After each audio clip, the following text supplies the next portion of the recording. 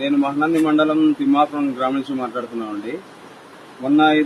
మొన్న అట్టెగెలలు చోరీకి గురైనని చెప్పేసి రైతులు వాపోతుంటే ఇప్పుడు మళ్ళా దొంగలు కొత్త ట్రెండ్ క్రియేట్ చేసినారు.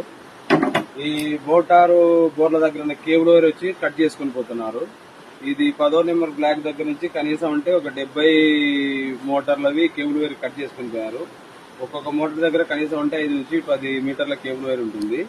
దగ్గర ఇలా ఇలా చూడండి, కొద్దిగా దగ్గర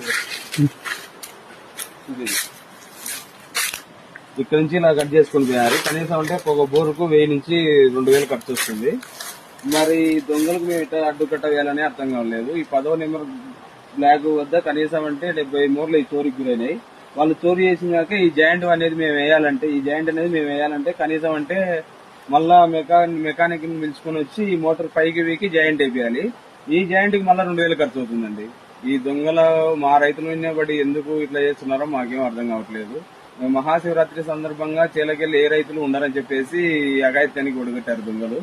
ఇది ఖచ్చితంగా ఇది ప్రభుత్వానికి తెలియజేయాలని కోరుకుంటున్నాము.